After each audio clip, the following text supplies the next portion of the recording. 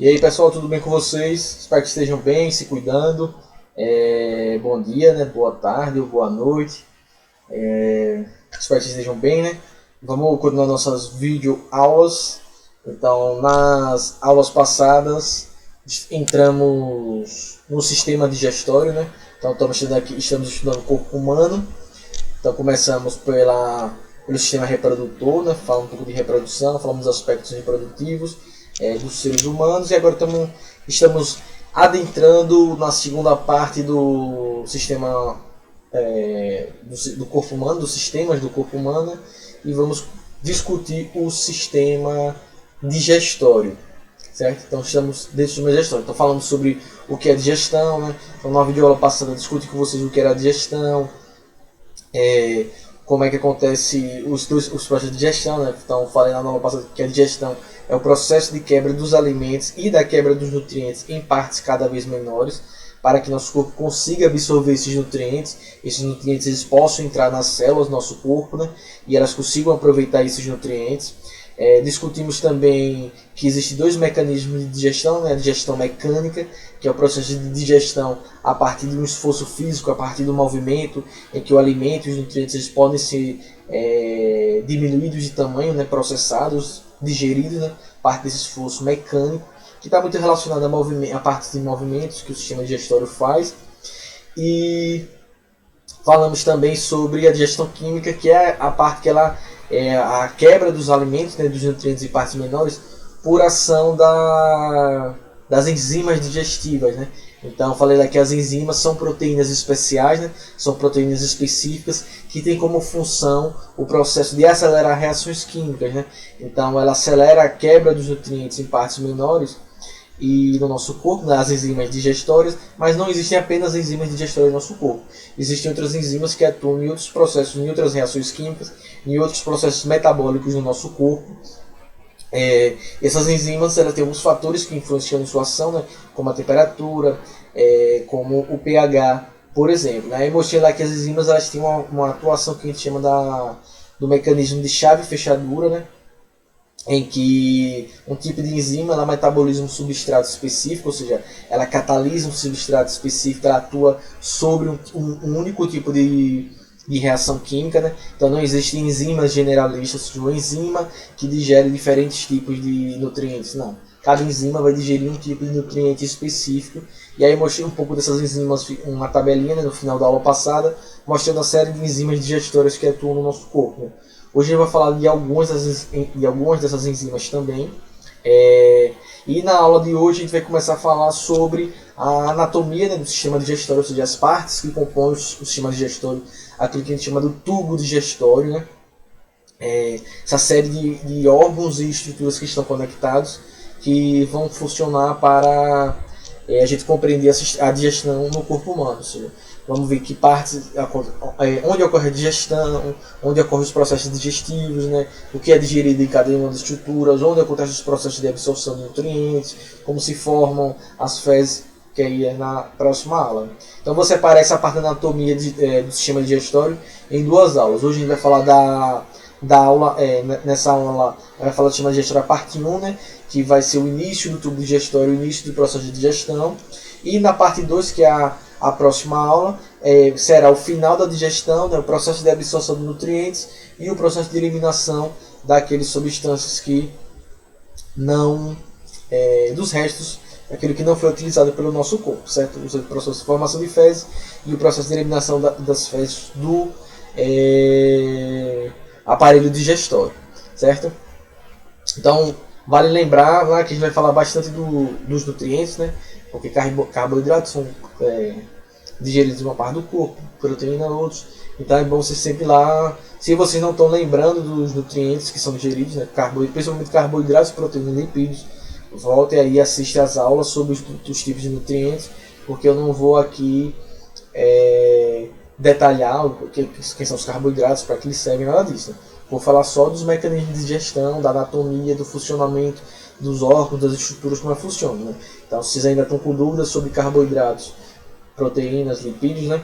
Aí ou vocês podem voltar para essa aula e assistir ela, Ou me mande as dúvidas também se for alguma coisa muito específica. Mas se vocês não lembram de nada, se vocês não assimilaram nada dos nutrientes, aí vocês precisam voltar lá e assistir novamente a aula sobre os nutrientes. Principalmente a primeira aula que trata de carboidratos, proteínas e lipídios. Né?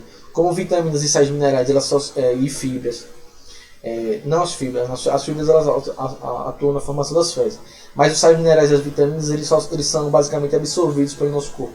Não existe uma quebra das vitaminas e dos sais minerais. Né? Então basta vocês voltarem a assistir se tiver com dúvida, volta aí a assistir a parte de carboidratos, lipídios e proteínas, certo? Quem já está lembrado de tudo, quem fez os exercícios e revisou bem, né? Então vamos lá, bola para frente agora. Então vamos começar aqui pelo começo do sistema digestório, que é a boca. Então o início daquilo que a gente chama do tubo digestório. O nosso sistema digestório é formado por várias partes diferentes, vários órgãos, né? Mas eles todos estão conectados como um grande tubo, certo? Então esse tubo ele se inicia na boca e ele se conclui no ânus, que é a saída do tubo digestório do sistema digestório. Então se falar de sistema digestório e do tubo digestório, está falando de todos esses órgãos que estão conectados por onde o alimento e os nutrientes vão passando, à medida que eles vão sendo digeridos, né? E à medida que eles vão sendo absorvidos. Por que eu estou falando isso? Porque existem também, a gente vai ver na próxima aula, o que a gente chama dos órgãos anexos ao sistema digestório, que são órgãos que contribuem para o processo do sistema digestório, mas eles não fazem parte do tubo digestório. Ou seja, os nutrientes, os alimentos. Então, essas estruturas anexas e órgãos e glândulas anexas, né, são partes que eles contribuem para o sistema digestório, para a digestão, mas eles não fazem parte do tubo digestório. Ou seja, os nutrientes, os alimentos, né, eles não passam por esses órgãos, né, e essas estruturas. Então vamos começar aqui pelo começo, né, pela boca, que é o início do tubo digestório, né? Então é por onde o alimento entra e ele inicia na boca o seu primeiro processo de digestão, né? Então a digestão ela inicia na boca, certo? A digestão ela inicia na boca, então os alimentos eles entram na boca e na boca da gente a gente vai ter dois processos de digestão. A gente vai ter uma digestão mecânica e a gente vai ter uma digestão química na boca. Né? Então na boca a gente vai acontecer os dois tipos de digestão, tanto a mecânica quanto a digestão química, certo? Vamos começar pela digestão mecânica. A digestão mecânica ela acontece pelo processo da mastigação, certo? Então, à medida que a gente vai mastigando e a gente vai triturando os alimentos na boca, a gente vai diminuindo ele em partes cada vez menores. Né? Então, a mastigação é o primeiro processo de digestão que acontece no nosso corpo, certo? Então, uma digestão mecânica, você lembra da ação do movimento. Então, esse movimento em que nossa maxila inferior, ou que a gente pode chamar também de mandíbula, então a série de músculos aqui, eles vão fazer com que a mandíbula da gente, que também a gente pode chamar de maxila inferior, ela se movimente. E com esse processo você vai triturando, esmagando, dilacerando os alimentos. Esse processo da mastigação ela vai atuar através dos músculos aqui da nossa face, né? Mas também principalmente pela ação dos nossos dentes. Então nossos dentes eles vão fazer esse processo da quebra dos alimentos, da trituração, da diminuição dos alimentos em partes menores. Né? A nossa língua também atua na mastigação, já que ela é responsável por nós fazermos a movimentação desse alimento na boca, certo? Então a gente vai passando esse alimento, colocando ele para os dentes da frente, de trás, de um lado para o outro. Então a língua ela auxilia nesse processo de mastigação. Então a ação dos dentes, a ação dos músculos aqui da maxila, da mandíbula, da língua, ela vai fazer com que nosso alimento ele vai sendo triturado. Então essa é a primeira ação que a gente tem da mastigação. A saliva ela é produzida pelas glândulas salivares, que são estruturas anexas ao sistema digestório, e a saliva é importante porque para a digestão mecânica, para a mastigação, ela é importante por quê? Porque a saliva ela torna os alimentos úmidos, né? Então ela umedece os alimentos, certo? Também daquele umedece os alimentos, ela facilita o processo de mastigação, certo? Então, a saliva ela é produzida pelo que a gente chama das glândulas salivares, que são estruturas anexas ao sistema digestório. O alimento ele não entra nas glândulas salivares. As glândulas salivares, por meio dos canais das glândulas, ela lança a saliva na boca e ela vai umedecer o alimento e vai auxiliar a digestão mecânica no processo de mastigação. A gente tem 3 conjuntos de glândulas salivares que vocês podem observar aqui na imagem. Quem tem aqui atrás, aqui, próximo da base da orelha, as glândulas parótidas, são 2, né? Como esse cara tá, a nossa figurinha está de lado. As parótidas que ficam aqui, né? A gente tem as glândulas sublinguais que ficam abaixo da língua, e tem a submaxilar que fica aqui abaixo da maxila, né? Essa parte aqui. Então a gente tem as glândulas submaxilar que ficam abaixo da maxila, sublinguais que ficam abaixo da língua, e as glândulas parótidas que ficam em cima. Elas vão produzir essa saliva que vai facilitar o processo de mastigação. O processo de mastigação ele é fundamental para toda a digestão, inclusive para a digestão que acontece em outras partes, em outros órgãos do nosso corpo, do nosso sistema digestório. Porque ele é tão importante? Porque quando você faz o processo de mastigação de forma adequada, você expõe esse alimento que você está triturando. Quanto melhor você mastiga, quanto mais você mastiga, você diminui esse alimento em partes menores e você vai facilitar o processo de digestão em outros órgãos do corpo, certo? Se você não mastiga bem o alimento, se você mastiga pouco e engole ele direto, você dificulta a digestão desse alimento nas outras partes do sistema digestório, e boa parte dos nutrientes que deveriam ser digeridos e que seriam absorvidos pelo seu corpo, pelo aquele alimento que você ingeriu, você perde eles, porque eles não vão ser se eles não vão ser totalmente digeridos, se eles não são totalmente digeridos, eles não são absorvidos. Então o processo de mastigação é fundamental, porque ele inicia o processo de digestão, né, a partir dessa ação mecânica, essa trituração do alimento, e ele é importante que quanto melhor você mastiga, ou seja, quanto mais eficiente é a mastigação, maior facilidade as próximas etapas de mastigação vão ter, que ela expõe toda a estrutura do alimento. Então a digestão que vão vir fora da boca, ela vai ser acelerada e a gente vai conseguir aproveitar e absorver melhor esses nutrientes. Então, se você mastiga mal, as etapas que vêm pós-mastigação da digestão, elas vão acontecer de forma ineficiente e você não vai absorver todos aqueles nutrientes que você poderia ter absorvido, né? Então é fundamental o processo de mastigação. Uma boa mastigação é fundamental. Então, é por isso que é fundamental também uma boa saúde bucal, né? Então você escova os dentes bem, se você cuida dos seus dentes bem, você não perde eles não vão sofrer processo de cáries, né? As cáries não vão destruir seus dentes, você não vai perder seus dentes, você não vai ficar banguelo, se você ficar banguelo, aí você vai ter que usar dentadura, né? Ou você não vai conseguir mastigar o alimento e sua digestão vai ser péssima, né? Então, você pode estar tendo a dieta super balanceada, aquela dieta rica em nutrientes, mas o que acontece? Como você não mastiga bem seus alimentos, sua digestão vai ser ruim e a absorção, consequentemente, a absorção dos nutrientes vai ser também ruim, e boa parte dos nutrientes daquela sua alimentação excelente que você tem vai se perder, certo? Então a mastigação é fundamental, porque além de iniciar o processo de digestão no nosso corpo, ela vai facilitar a digestão nas próximas etapas da nossa digestão, certo? Então tá aí a digestão mecânica que ela inicia na boca. Só que não tem só digestão mecânica na boca. Há também a ação química, a digestão química, que não é feita ali na saliva, mas na verdade é por uma enzima que está presente na saliva. Então não é a saliva propriamente dita que faz a ação química, é uma enzima que está presente na saliva. Então a saliva ela umedece os alimentos e facilita a digestão mecânica da mastigação. E ela é também importante que na saliva está contida enzimas enzimáticas, enzimas digestórias. Que enzima digestória é essa? É que a gente chama da amilase salivar, ou que antigamente chamava de pitialina. A amilase salivar, o nome já é amilase, amido. A amilase salivar ela é responsável por digerir os carboidratos.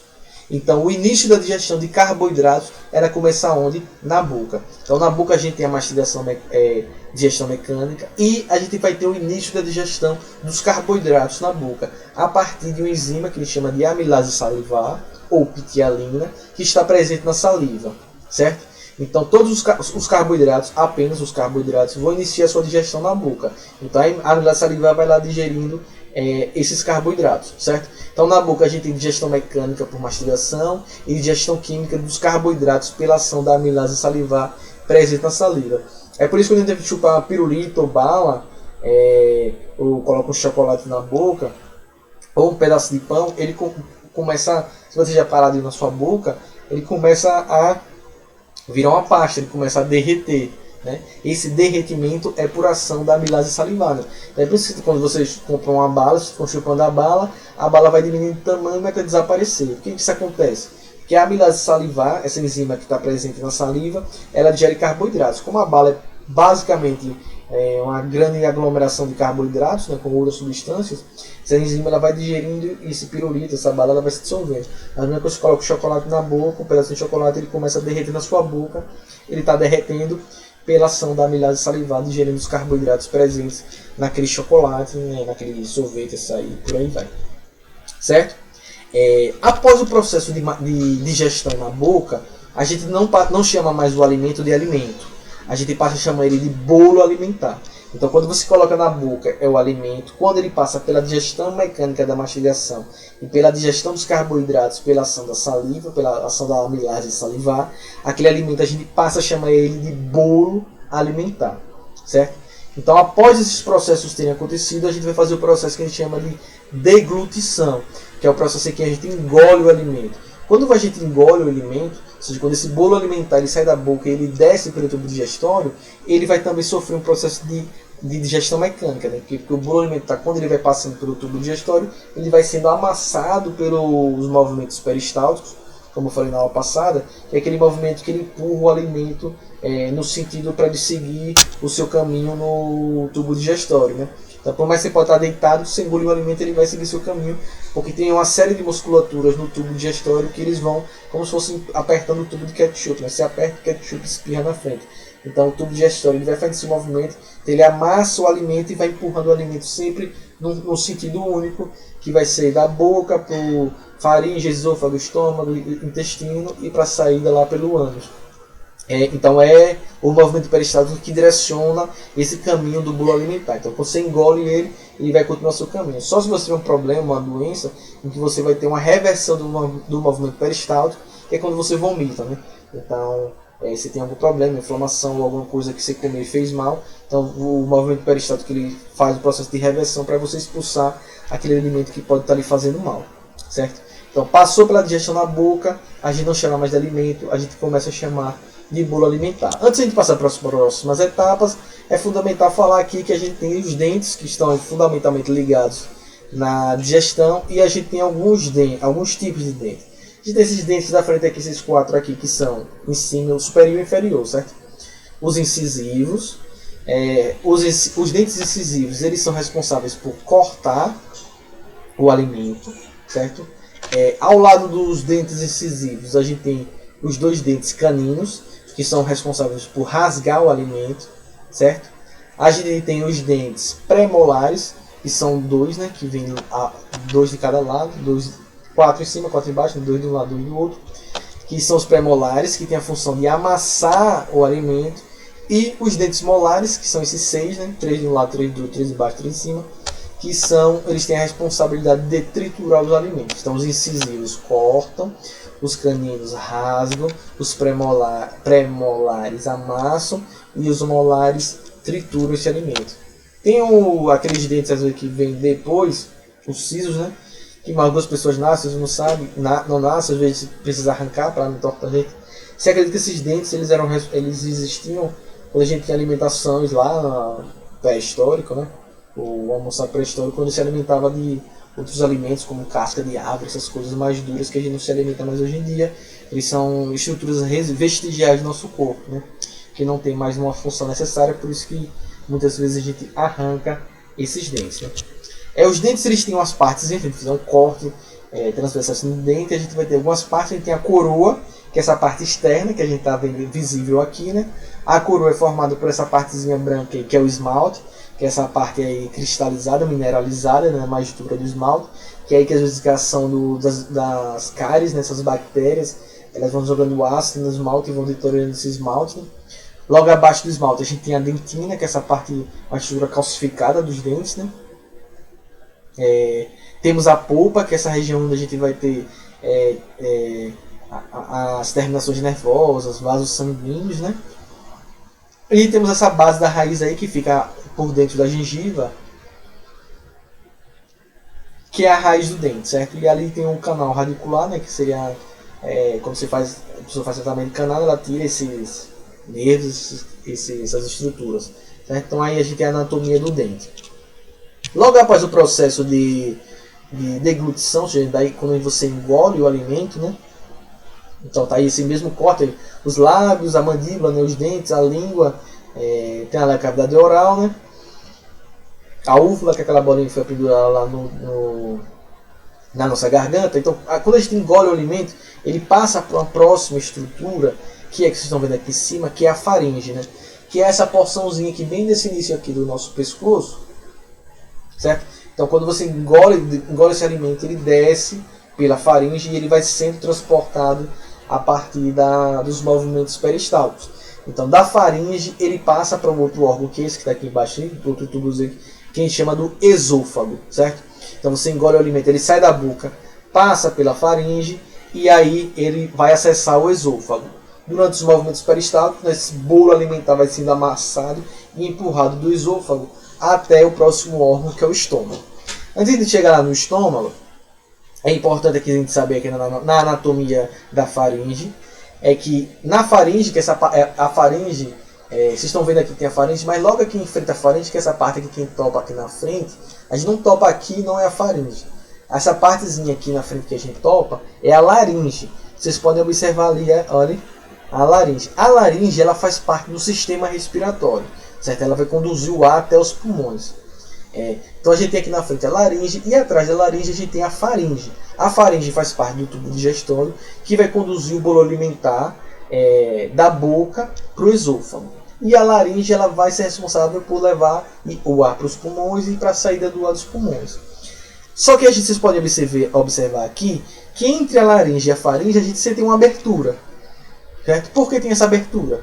Porque quando você inspira o ar, quando o ar entra no seu corpo na respiração, ele passa ou pela cavidade nasal, né, que está ali em cima, olha, ou pela boca. Então o ar ele vai passar pelo nariz, pela boca, ele passa pela faringe e via faringe ele acessa a laringe para poder chegar lá no final nos pulmões, certo? Então precisa dessa abertura para permitir que o ar passe para os pulmões, beleza? Só que o que acontece? Se essa abertura ela ficasse aberta, olha que frase bonita. Se essa abertura ficasse aberta, o que poderia acontecer? Para você respirar, né? Quando você deglute isso, quando você engole o alimento, o que, é que poderia acontecer? Esse alimento ele poderia entrar na laringe, ou seja, descer pelo tubo errado, ou seja, entrar no sistema respiratório. Quando esse processo acontece, é quando a gente se engasga. O processo de engasgamento é esse, quando alguma coisa que a gente ingeriu, que deveria passar da faringe para o esôfago, ele acaba entrando na laringe. Então a gente se engasga, esse processo, esse reflexo de engasgo, é para expulsar esse alimento, ou esse líquido que a gente ingeriu, que ao invés de passar da faringe para o esôfago, ele passou para a laringe. Então nosso corpo tem esse reflexo para expulsar e isso impedir que você se engasgue e morra, né? Ou seja, você obstrua a laringe e o ar não passe mais e você morra. Só que essa abertura que a gente tem entre a faringe e a laringe, ela não fica aberta para sempre, né? A gente tem uma estruturazinha que está aqui escrita que chama de epiglote. Pode chamar também de glote, certo? Então a epiglote ou a glote, o que acontece? Ela funciona como se fosse uma portinha. Tá vendo ela ali, olha, azulzinha ali apontada, ela é uma portinha.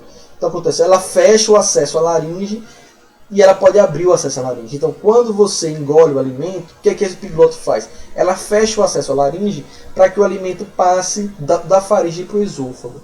Quando você inspira ou expira, ou seja, quando o ar entra ou quando o ar sai, o que é que a epiglote faz? Ela abre essa abertura da laringe para que o ar consiga passar, ou para sair ou para entrar, certo? Então a epiglote ela é fundamental, essa portinha, porque ela abre e fecha para impedir que o alimento entre no tubo digestório e ela abre e fecha para você permitir que a gente realize as nossas trocas gasosas, certo? Então se uma pessoa não tem uma epiglote, a pessoa vai se engasgar muito. Se você mastiga e come muito rápido, às vezes se você engole o alimento ao mesmo tempo que você respira, a epiglote pode abrir e o alimento pode entrar na sua laringe e você se engasgar.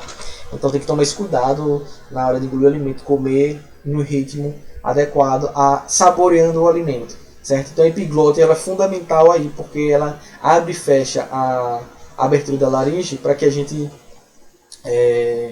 para que nós não nos engasguemos e morremos, para não obstruir a passagem do ar que leva ao sistema respiratório. Então a laringe ela faz parte do sistema respiratório, certo? A faringe também faz parte do sistema. A faringe faz parte tanto do sistema digestório como do sistema respiratório, já que o ar passa pela faringe.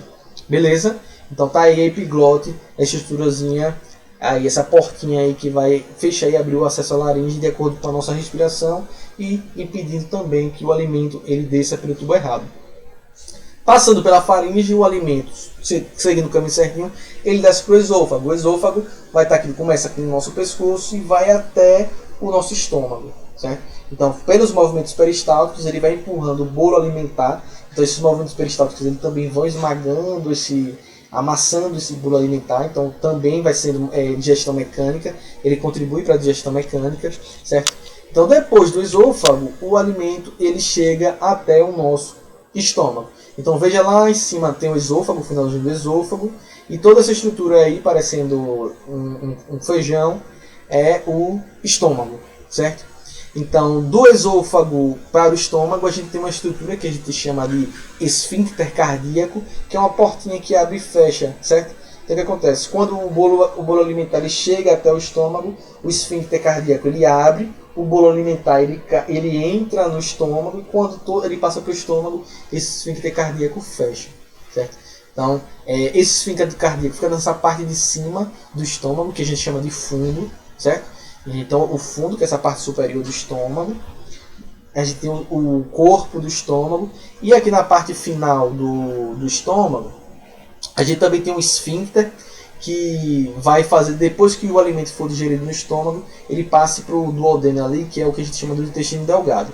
Então esse esfíncter a gente chama de piloro, ou esfíncter pilórico. Então quando a digestão termina no estômago, o piloro se abre e esse produto da digestão ele passa para a próxima estrutura, que é o duodeno, que é o início do intestino delgado, certo? O que é que tem mais de importante aqui para a gente saber da anatomia do estômago? O estômago ele é formado por essas rugas, né? E o estômago, toda a parede interna do estômago é formado por uma mucosa e por uma submucosa. Para que serve essa mucosa e essa submucosa? O que é que vai acontecer no estômago da gente? No estômago da gente vai acontecer a digestão química, certo? Acontece apenas a digestão química, e o nutriente que vai ser digerido no estômago da gente são as proteínas. Então no estômago acontece a digestão química, e o nutriente que é digerido são as proteínas. Professor, os carboidratos vão ser digeridos aí? Não. Só as proteínas serão digeridas no estômago. No estômago da gente, qual é a enzima, já que é uma digestão química, qual é a enzima que atua na digestão das proteínas do estômago? É uma enzima que a gente chama de pepsina. Então a pepsina é uma enzima que vai fazer a digestão química das proteínas no estômago, certo? Tá, e para quem tem essa mucosa e essa submucosa? A pepsina ela é uma enzima que só atua em meio ácido. Ou seja, ela precisa que aquele meio esteja ácido para que ela consiga fazer os seus processos catalisadores, ou seja, ela consiga digerir as proteínas. Então o estômago da gente, além de produzir a pepsina, que é essa enzima digestória, ele produz o ácido gástrico, né? Que é o ácido do estômago, que a gente chama do ácido clorídrico. Porque o estômago da gente produz esse ácido gástrico, esse ácido clorídrico. Porque como a pepsina ela só funciona em meio ácido, então o estômago ele lança no bolo alimentar a pepsina e lança o ácido clorídrico para que a pepsina ela consiga funcionar e digerir as proteínas, né?